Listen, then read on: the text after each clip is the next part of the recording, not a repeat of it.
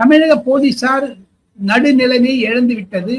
தமிழக director general of police ஒரு திமுகவுடைய உட்கட்சி பொதுச் செயலராகிவிட்டார். வலது கண் வெண்ணெய் இடது கண் சுண்ணாம்பு என்ற மாதிரியும், ஆளுநர் ஆர்.என். ரவி அவர்களை எல்லாம் சுண்ணாம்பு மாதிரியும், மு.க. ஸ்டாலின் இருந்தால் அது வெண்ணெய் மாதிரியும் கவனிக்கிறார்கள். தமிழக போலீசாரும் சரி, தமிழக அமைச்சரவையும் சரி, தமிழக முதலமைச்சரும் சரி இது பற்றி சீரியஸாக எடுத்துக்கொள்ள வேண்டும் விஷயத்தை. இன்று சட்டசபையில் அந்த ஞானசேகரனை திமுக அனுதாபி என்று ஒப்புக்கொண்டாரே முதலமைச்சர், அதுவே ஒரு ராஜினாமா செய்யக்கூடிய அளவிற்கு ஒரு மானக்கேடு. ஒரு பெண் சம்பவத்தில் ஈடுபட்டு அண்ணாமலை கழக விஷயத்தில் அந்த சம்பவத்தில் அந்த பாலியல் குற்றத்தில் ஈடுபட்டிருப்ப திமுக அனுதாபி என்றால், ஒருவேளை பாஜகவோ அதிமுக அனுதாபியா இருந்தா என்ன பண்ணிருப்பாங்க? அவங்க தமிழகத்தை நடுங்க வச்சிருக்க மாட்டாங்களா? அதுதான் இரட்டை வேடம், ஹிப்போக்ரசி என்று சொல்லுகிறார்கள்.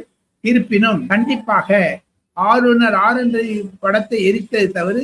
அது அவர் பத்தி டோன்ட் கேர். இந்தி தெரியாது போடாங்கிற மாதிரி உருவத்தை எழுதி போடாங்கிறாரு ஆர்.என். ரவி.